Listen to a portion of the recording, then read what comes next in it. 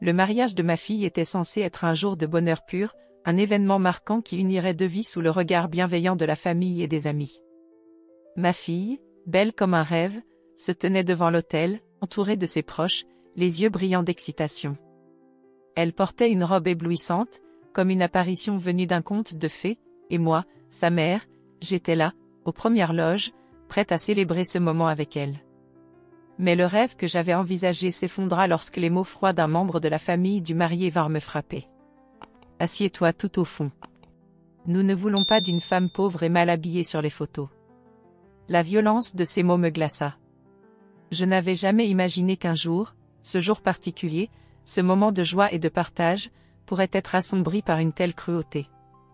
J'avais espéré que ce mariage serait l'occasion de célébrer l'amour et l'unité, mais au lieu de cela, je me sentis rejetée, diminuée, comme si ma seule valeur était liée à l'apparence et à la richesse. Le regard de l'homme qui prononça ces mots était tout aussi tranchant que ses paroles. Ce n'était pas une simple remarque déplacée. C'était une attaque calculée, une tentative de me réduire à mon statut, de me faire oublier que j'étais la mère de la mariée, que je faisais partie de cette célébration. Il n'y avait pas de place pour la pauvreté dans son univers. Pas de place pour la simplicité. Pas de place pour l'humanité. Seulement la perfection apparente, le paraître. Je voulais réagir, crier, mais j'étais consciente que ce n'était pas le moment. Je devais me maîtriser, pour elle, ma fille. Cette journée n'était pas à moi, elle lui appartenait. Alors, d'un geste impassible, je hochai la tête et me retirai discrètement vers le fond de la salle. Il fallait que je m'éloigne, que je prenne une distance avec cette humiliation silencieuse, avec l'ignorance cruelle de ce membre de la famille. À mesure que je m'éloignais, mes yeux se perdirent dans la décoration luxueuse du lieu. La beauté de la scène, le rire des invités, tout cela me semblait soudainement étranger. Je n'étais plus qu'une ombre dans cet endroit où l'ombre était censée ne pas exister. J'avais l'impression d'avoir été effacée, réduite à l'invisible. À cet instant précis, je compris que cette humiliation, bien qu'insupportable, n'était pas nouvelle. C'était une douleur ancienne, celle que j'avais portée pendant des années, une douleur que j'avais appris à masquer. Depuis ma jeunesse, j'avais été habituée à être mise à l'écart. La pauvreté, la classe sociale, l'apparence, tout cela comptait plus que l'essence même de qui nous étions. Et aujourd'hui, cette vérité m'avait frappée en plein cœur, au moment où j'espérais qu'un événement si pur et innocent m'offrirait enfin une échappatoire. Je me retirai plus profondément dans le jardin, mais pas guidée par une force silencieuse qui me poussait à m'éloigner. Là, à l'écart de la fête, je respirai profondément, cherchant à retrouver mon calme. Mais mes pensées étaient en tourmente. Comment avais-je pu en arriver là? Pourquoi cet homme, ce parfait inconnu, s'était-il permis de me juger de la sorte? C'est là, dans cette solitude, que je le rencontrai. Un homme, élégant, mystérieux, apparut soudainement devant moi, comme une silhouette surgie de l'ombre. Il ne semblait pas être un invité, et pourtant, il semblait parfaitement à sa place ici, dans cet endroit où je ne me sentais plus chez moi. Son regard perça immédiatement la distance entre nous, comme s'il savait exactement ce que j'avais ressenti à cet instant précis. Il ne sourit pas, mais ses yeux brillaient d'une étrange lucidité. Il n'avait rien dit encore, mais il m'observait comme si chaque pensée que j'avais eue venait de se refléter dans ses yeux. Un frisson parcourut ma peau, mais je ne pouvais pas détourner mon regard. « Vous ressentez l'injustice, n'est-ce pas ?» dit-il enfin, d'une voix douce mais d'une clarté pénétrante. « Vous avez été rejeté, comme tant d'autres avant vous. Mais cette douleur, cette humiliation, ce ne sont pas des chaînes. Ce sont des opportunités. » Je me figeai, ne comprenant pas tout de suite le sens de ces paroles. Comment pouvait-il voir cela comme une opportunité? Qu'avait-il à me dire que je ne connaissais pas déjà? Vous pouvez changer tout cela, poursuivit-il, presque comme s'il lisait dans mon esprit. Ce pouvoir, ce fardeau que vous portez depuis si longtemps, vous pouvez l'utiliser.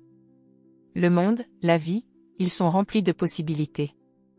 Et ce moment, cette humiliation, elle peut être le point de départ de quelque chose de bien plus grand.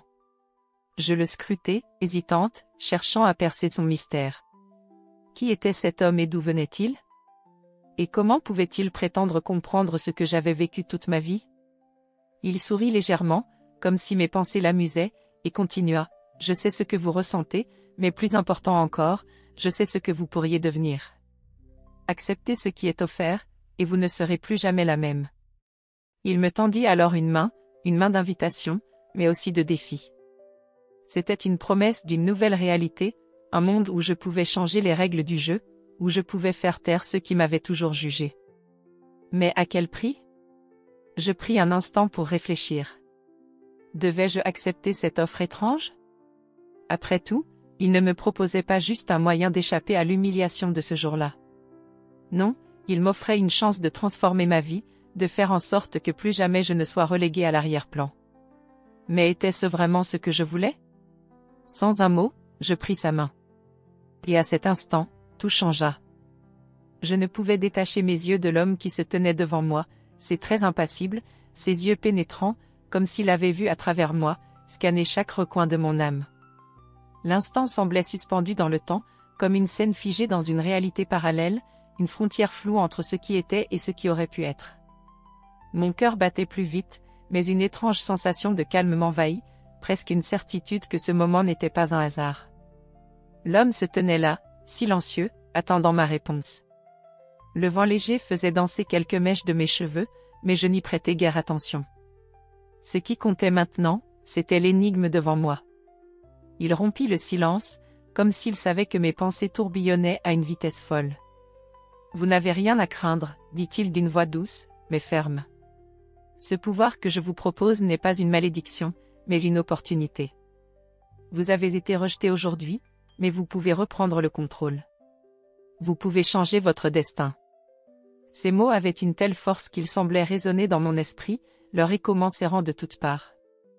Mais une question se posa immédiatement, pourquoi moi? Qu'est-ce qui le poussait à me proposer une telle chose? Un simple coup de chance ou un calcul soigneusement orchestré? Je n'avais ni la réponse, ni l'envie d'en savoir davantage. Pourtant, quelque chose dans son regard me disait qu'il était plus que ce qu'il semblait être. Je comprends votre scepticisme, poursuivit-il, d'un ton qui ne laissait aucune place au doute. La tentation du pouvoir est rarement acceptée sans résistance. Mais il faut savoir que ce que vous êtes aujourd'hui, ce n'est pas la version ultime de vous-même. Vous êtes une personne prisonnière des attentes des autres, des jugements constants, des limitations imposées par la société. Vous n'êtes pas libre. Il marqua une pause, comme si ces mots se devaient d'être absorbés.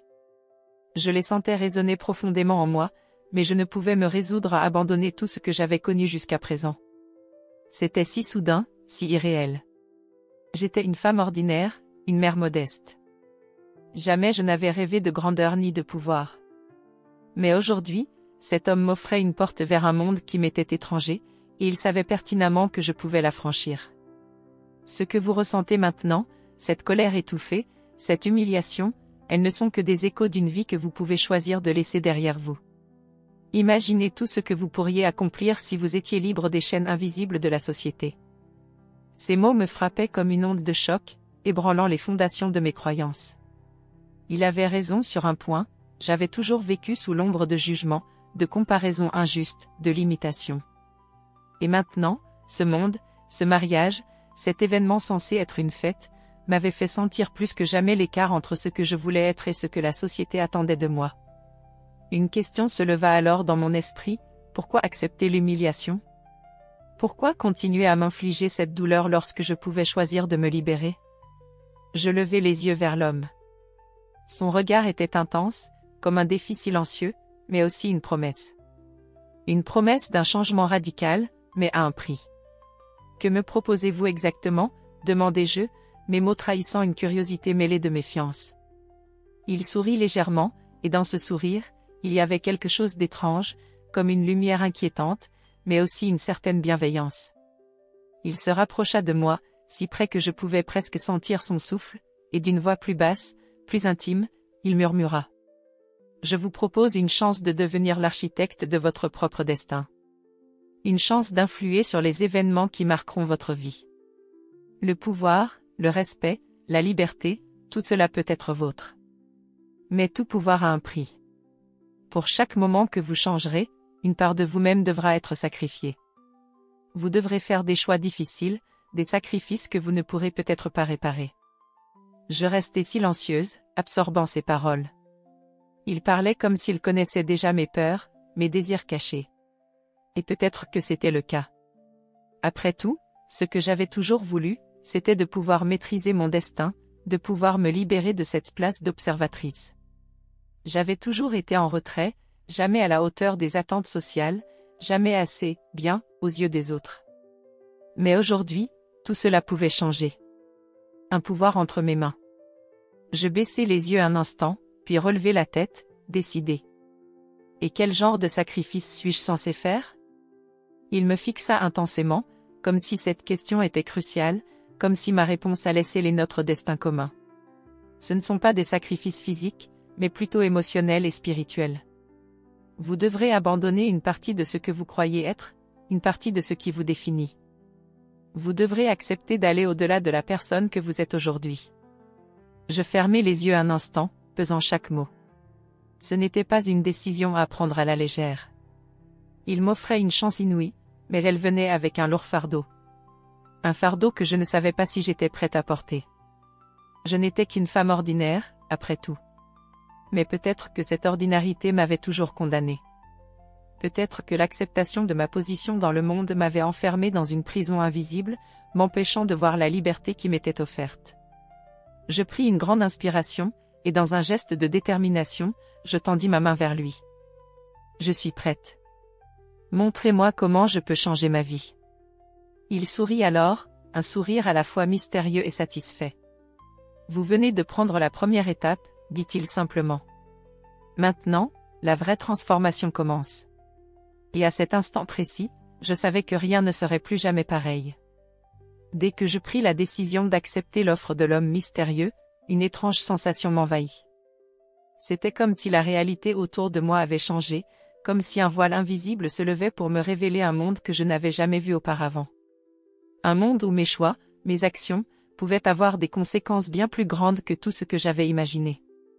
Mais je n'avais pas le temps de réfléchir à cela. Le mariage continuait autour de moi, et quelque chose d'inexplicable se produisit soudainement, comme un coup de tonnerre dans un ciel clair. À peine quelques minutes après ma conversation avec l'homme, alors que je me dirigeais lentement vers l'intérieur de la réception, un silence total s'abattit sur la salle. Ce qui était autrefois une fête vibrante et joyeuse se transforma en un désert de confusion et d'incertitude. Les invités se regardaient les uns les autres, les sourires figés sur leurs visages, les yeux emplis de questionnements. Puis, un à un, les serveurs, les photographes, et même le groupe musical disparurent, comme si le monde entier s'était soudainement évanoui. Je restais là, figé, incapable de croire ce que mes yeux me montraient. Le personnel s'était volatilisé, sans bruit, sans avertissement. Les nappes élégamment dressées, les verres de champagne abandonnés sur les tables, tout semblait avoir été abandonné dans un désordre étrange. Il n'y avait plus de bruit, plus de musique, plus de vie. Juste le souffle des invités perdus dans un chaos silencieux. Je pouvais entendre mon propre cœur battre à une vitesse folle, comme un écho du vide qui venait de se créer autour de moi. Le regard des autres invités se tourna rapidement vers moi. Certains semblaient perplexes, d'autres étaient carrément paniqués. Les murmures commencèrent à se propager. Qu'est-ce qui se passe? Où sont-ils passés? Les regards se fixaient sur moi, comme si j'étais en quelque sorte responsable de ce phénomène surnaturel. Mais je ne comprenais pas. Ce que je vivais était au-delà de tout ce que j'avais imaginé possible. C'est alors que je le vis. L'homme mystérieux était à nouveau là, au fond de la salle, une silhouette calme et assurée au milieu du tourbillon de confusion. Il ne semblait pas du tout perturbé par l'énorme bouleversement qui venait de se produire. Au contraire, il observait la scène avec une sérénité presque inquiétante. Il me fixa d'un regard perçant, et je me rendis compte qu'il m'attendait. Sans une parole, je me dirigeai vers lui, chaque pas m'enfonçant davantage dans ce qui semblait être un univers parallèle, une réalité déformée par des forces que je ne comprenais pas. Lorsqu'il me vit approcher, il ne sourit pas, mais son regard s'adoucit légèrement, comme s'il savait exactement ce qui venait de se passer et pourquoi. Il se pencha légèrement vers moi, un air de connivence dans ses yeux. « Vous voyez, dit-il d'une voix basse mais ferme, ce n'est pas une simple disparition. Ce n'est pas un accident. C'est la conséquence directe de votre choix. Vous avez voulu le pouvoir. Vous avez voulu prendre le contrôle de votre vie, et désormais, vous êtes responsable de l'équilibre. Chaque action, chaque décision que vous prendrez désormais affectera le monde qui vous entoure. Je le fixais, choqué, essayant de comprendre ses paroles. Était-il en train de dire que cet événement, cette disparition du personnel, cette rupture de la réalité elle-même était une sorte de test? Était-ce moi qui avais provoqué cela, d'une manière ou d'une autre? Je n'avais aucune réponse. Tout ce que je savais, c'était que le monde autour de moi venait de changer de manière irréversible. Mais pourquoi, demandai-je, ma voix tremblante. Pourquoi cela se produit-il? Il fit une pause avant de répondre, comme s'il réfléchissait à la manière de me dévoiler la vérité. Parce que tout ce que vous ressentez maintenant, l'humiliation, la douleur, la colère, tout cela doit être transformé. Vous ne pouvez pas avancer en restant ancré dans ces émotions. Vous devez vous débarrasser de ce poids, de ces chaînes. Mais pour cela, il faut que le monde se plie à votre volonté, qu'il se transforme pour vous donner ce que vous désirez. Je sentais que ces mots avaient un poids immense, une profondeur que je ne pouvais pas entièrement comprendre. Et pourtant, quelque chose en moi, une intuition sourde, me disait que ce n'était que le début. Le pouvoir qu'il m'offrait, celui que j'avais accepté, ne se limitait pas à des changements superficiels. Il allait tout bouleverser. Mais avais-je réellement conscience de ce que cela impliquait? Je n'étais plus la même personne qu'avant. D'un geste calme mais assuré, il s'éloigna, me laissant seul au centre de cette scène chaotique. Vous aurez bientôt toutes les réponses, dit-il avant de disparaître dans la foule, aussi silencieusement qu'il était apparu. Je me retrouvais seul au milieu de cette confusion, mais plus rien n'avait d'importance. Le silence qui m'entourait n'était plus effrayant.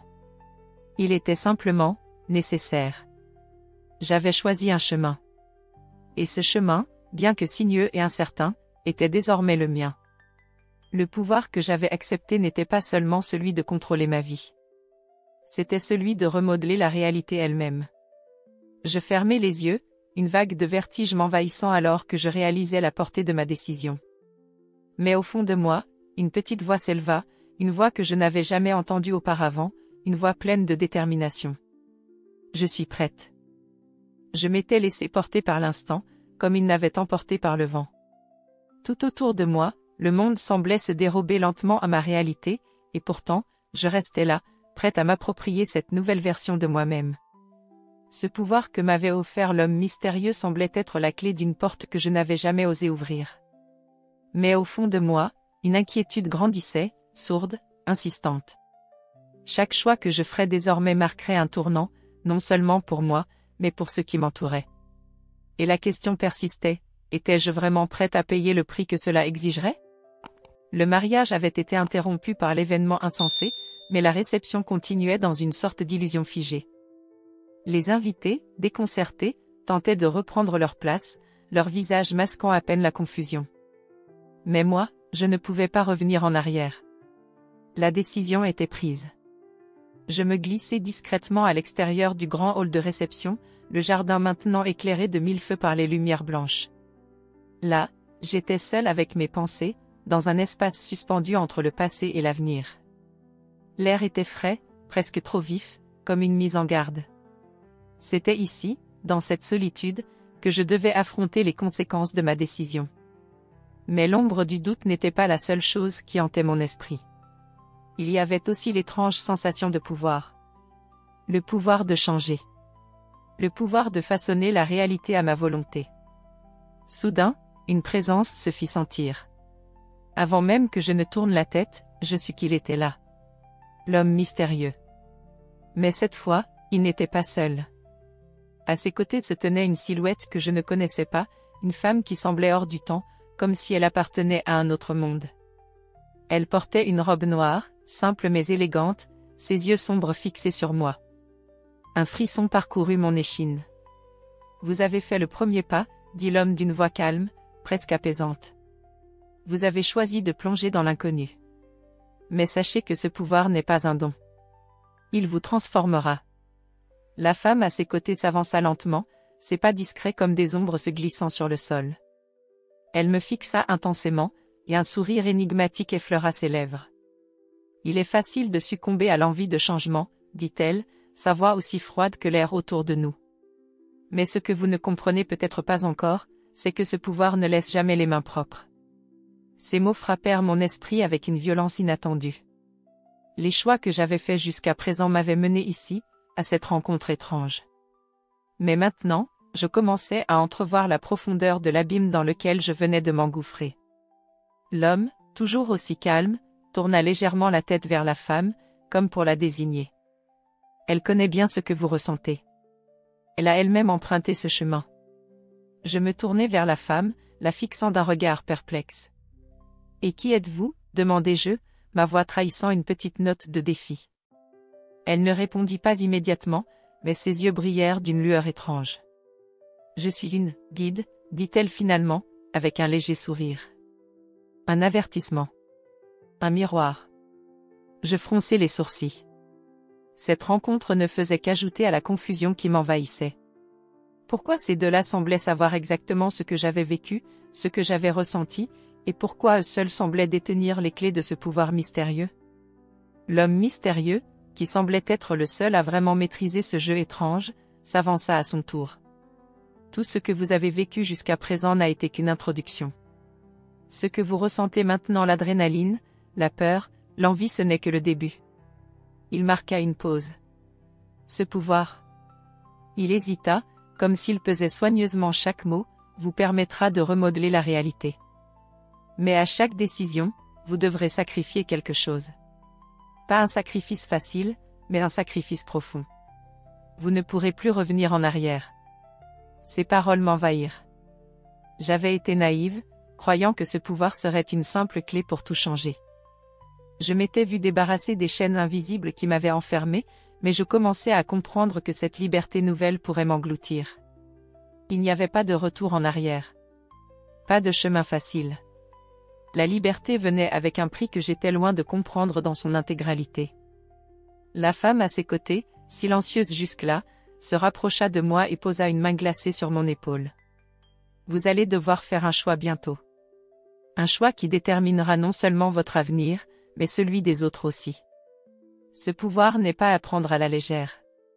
Je la regardai dans les yeux, cherchant une trace de pitié, un signe de compassion, mais il n'y en avait pas.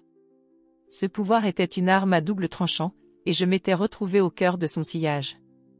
Tout ce que vous devez savoir, dit-elle avec un regard perçant, c'est que la personne que vous étiez, celle qui a accepté ce pouvoir, elle est morte. Et la personne que vous deviendrez ne sera plus jamais la même. Je reculai légèrement, un frisson de terreur parcourant mon corps. Le prix de ce pouvoir n'était pas seulement un sacrifice physique, il était bien plus intime. Ce pouvoir me transformerait, me redéfinirait. Et pourtant, un désir profond de changement, un désir presque irrésistible, montait en moi. Était-ce la peur? Ou l'envie d'un avenir où je pourrais enfin être maîtresse de mon propre destin? Je pris une grande inspiration. Je suis prête à tout, dis-je, plus forte que je ne l'avais jamais été. Montrez-moi ce que je dois faire. L'homme mystérieux hocha la tête, son regard satisfait. Très bien. Il se tourna vers la femme et lui fit un signe imperceptible. La transformation commence maintenant. À cet instant précis, je savais que le monde dans lequel je vivais ne serait plus jamais le même. Mais moi non plus. Je ne savais pas ce que j'attendais exactement, ni ce que je croyais être prête à affronter. L'homme mystérieux et la femme à ses côtés m'avaient averti, mais leurs paroles avaient à peine effleuré la surface de la vérité. Le pouvoir que je venais d'accepter n'était pas seulement une chance de remédier aux humiliations passées, il était un catalyseur. Il avait le pouvoir de changer tout, mais aussi de tout détruire. Et maintenant, je commençais à comprendre que la transformation ne se faisait pas sans conséquences. Le jardin, où j'avais pris ma décision, semblait désormais figé. Le vent avait cessé de souffler, comme si l'air lui-même retenait son souffle en attendant le prochain mouvement. J'étais seule dans cette liminalité, un pied dans l'inconnu, un pied encore dans la réalité de ce monde que je pensais maîtriser. Mais je ne pouvais ignorer l'écho de la décision que j'avais prise. Dès ce moment, tout avait changé. Le pouvoir ne m'était pas donné pour que je puisse simplement corriger des injustices ou réécrire mon histoire. Non, il me poussait à me confronter à la question fondamentale, que allais-je devenir? Chaque pensée, chaque intention, chaque désir devenait une arme potentielle, une force que je devais maîtriser pour éviter de me perdre dans cette nouvelle réalité. Je commençais à expérimenter le pouvoir de manière subtile. Tout d'abord, des petites choses. Un regard détourné d'un inconnu qui semblait me juger. Une conversation interrompue, en l'espace de quelques mots, qui m'avantageait et faisait taire les critiques qui me pesaient. Ce n'étaient que des gestes anodins, mais ils avaient un goût étrange de victoire.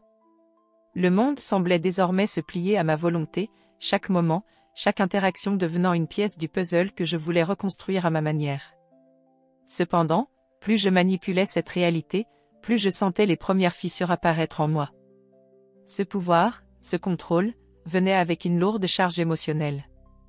À chaque victoire, une partie de ma propre essence semblait se perdre. Je n'étais plus cette femme effacée, discrète. Je devenais quelque chose d'autre, une version de moi-même que je n'avais pas choisie. J'étais consciente de chaque petit compromis que je faisais, et pourtant, il était trop tard pour revenir en arrière. Cela se manifesta plus clairement le jour où je retrouvai ma fille, Claire, après plusieurs jours de silence. Elle était distante, l'air préoccupé, comme si elle me voyait pour la première fois. Mais ce n'était pas sa méfiance qui me troubla, c'était la froideur dans son regard. Elle semblait m'observer sous un autre angle, comme si elle percevait un changement en moi qu'elle n'arrivait pas à comprendre, ou pire, à accepter. Elle me fit face dans le salon, les yeux pleins de cette inquiétude que je n'avais jamais vue auparavant. « Maman, tu as changé. » Ces mots me frappèrent comme une gifle, même si je savais qu'ils étaient inévitables. Je tentai de sourire, mais ce sourire était forcé, une pâle imitation de ce que j'avais été. Je change, oui. Mais c'est pour le mieux. Elle secoua la tête, visiblement déstabilisée. Tu penses vraiment que c'est pour le mieux? Il y avait de la douleur dans sa voix, une sorte de trahison inexplicable. Tu es différente. Et ça me fait peur. Je ressentis un pincement au cœur. La peur. La peur que j'avais toujours ressentie face au jugement des autres, maintenant retournée contre moi par celle que j'aimais le plus au monde. Claire, qui m'avait toujours vue comme une héroïne, une femme digne de respect, se détournait maintenant de moi. Mais pourquoi? Parce que je commençais à assumer mes propres pouvoirs, mes désirs, ma volonté de contrôler? Je pris une grande inspiration. Ce que tu ressens, Claire, c'est naturel. Mais je te promets que je ne change pas pour devenir quelqu'un d'autre. Je change pour être plus forte, pour que nous puissions vivre mieux, toi et moi. Elle me regarda, incertaine. Plus forte, répéta-t-elle d'un ton sceptique. Ou plus, manipulatrice? Ces mots m'atteignirent comme un coup de poignard. Je n'étais pas manipulatrice, je voulais juste prendre le contrôle. Mais à quel prix? C'était là la question. La vérité était que je commençais à perdre le contrôle, mais pas de la manière que je pensais. Je devenais une version de moi-même que je n'avais jamais envisagée, une version qui se rebellait contre sa propre humanité. Une version déconnectée de ce qu'elle avait toujours été. La conversation avec Claire me laissa un goût amer dans la bouche, une sensation de vide que je ne pouvais plus ignorer. Le pouvoir que je m'étais arrogé, cette capacité à tout remodeler autour de moi, n'était pas sans conséquence. Mais je ne pouvais pas revenir en arrière. La porte était ouverte, et je n'avais d'autre choix que de continuer sur ce chemin, même si je savais qu'il me mènerait à des impasses inattendues. Les jours passèrent, et ce sentiment de déconnexion se fit de plus en plus lourd. Je me rendis compte que les petites victoires, les changements subtils que je provoquais dans la réalité, n'étaient que des distractions, des moyens de compenser quelque chose de bien plus profond, une perte de moi-même. Plus je m'efforçais de contrôler, plus je m'éloignais de celle que j'étais avant. Et pourtant, je ne pouvais m'arrêter. Le pouvoir était addictif. Chaque mouvement, chaque changement, me procurait une satisfaction immédiate, mais il laissait toujours derrière lui un vide. Je savais que ce pouvoir, tout comme une drogue, me mènerait à ma propre destruction si je n'y prenais pas garde. Je devais faire face à la réalité de ce pouvoir. Et la réalité était que, malgré mes bonnes intentions, j'étais en train de devenir une personne que je ne reconnaissais pas. Et cette personne, bien que puissante, risquait de tout perdre, y compris ce qui comptait le plus. La pluie battait contre les fenêtres de la maison. Chaque goutte semblait se heurter à la surface du verre avec une urgence silencieuse, un bruit presque obsessionnel. À l'intérieur, l'atmosphère était lourde, marquée par le poids des décisions passées. La pièce était calme, trop calme, comme si elle attendait que quelque chose de décisif vienne enfin briser ce silence. J'étais là, dans cette pièce que j'avais autrefois appelée mon refuge, mais qui était désormais un lieu de réflexion douloureuse. Le miroir en face de moi ne me renvoyait plus l'image de la femme que j'avais été, celle qui se battait contre l'injustice, qui voulait changer le monde à tout prix. Non. Le reflet qui me fixait maintenant était celui d'une étrangère. Une femme brisée, désorientée, perdue dans le labyrinthe des pouvoirs qu'elle avait cru maîtriser. Je fermai les yeux, laissant les souvenirs déferler en moi. Les moments de pouvoir, de domination, avaient eu un goût sucré, un plaisir éphémère, mais chaque victoire me laissait un vide encore plus profond. Je n'étais plus moi-même. J'étais devenue une autre version de ce que j'avais toujours redouté, une personne qui, pour obtenir ce qu'elle voulait, avait sacrifié son âme. Le prix de ce pouvoir avait été plus élevé que je ne l'avais imaginé. La transformation, qui avait semblé être une promesse de liberté, m'avait conduite à une prison invisible, où mes désirs et mes choix m'avaient enfermé dans une cage que je n'avais pas vue se former autour de moi. Je pensais que le pouvoir me libérerait, mais ce qu'il avait fait, c'était me rendre esclave de mes propres ambitions. J'avais manipulé les événements à ma guise, mais en faisant cela, j'avais perdu ce qui me rendait humaine. L'empathie, la simplicité, l'humilité, tout cela s'était effacé, remplacé par un contrôle glacial, une vision déformée du monde. J'avais tellement voulu montrer aux autres que je n'étais pas invisible, que je n'étais pas insignifiante, que j'avais oublié d'être moi-même. Je tournai lentement le dos au miroir et me dirigeai vers la fenêtre. Dehors, la ville semblait calme, presque irréelle. La pluie avait cessé, et une lumière pâle se frayait un chemin à travers les nuages. Tout semblait si paisible, si immuable. Et pourtant, tout avait changé. À l'intérieur de moi, un changement profond s'était produit, un changement que je ne pouvais plus ignorer. Je pensais à Claire, à ma fille, à la douleur dans ses yeux lorsqu'elle m'avait vu changer. Elle, la seule personne qui me restait, la seule personne qui avait toujours cru en moi, était désormais une inconnue à mes côtés. Je l'avais perdue. Non pas à cause de mon passé ou de mes faiblesses, mais parce que j'avais sacrifié notre lien pour quelque chose de futile, le besoin de prouver ma valeur à travers le pouvoir. Je fermai les yeux, laissant les souvenirs de ces mots, de ces regards pleins de souffrance, m'envahir. Tu as changé. Ces mots résonnaient toujours en moi, comme une cloche qui ne cessait de sonner, de me rappeler à l'ordre. C'était cela que je voulais fuir? C'était cela la vérité que j'avais tant tenté d'ignorer? J'avais sacrifié tout ce qui comptait, pensant que le pouvoir me redéfinirait, mais il m'avait, en réalité, effacé. Je me souvins de l'homme mystérieux, celui qui m'avait offert cette possibilité.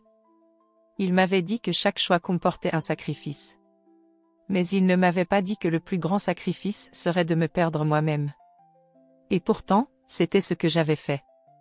Ce pouvoir m'avait donné la capacité de changer le monde autour de moi, mais il m'avait aussi transformé en quelque chose que je ne pouvais plus reconnaître. Je savais maintenant ce que je devais faire. Ce pouvoir, cette force que j'avais acceptée, je devais m'en débarrasser. Je ne pouvais pas continuer ainsi, à manipuler, à contrôler. Il était temps de remettre les choses en place, de réparer les erreurs que j'avais commises.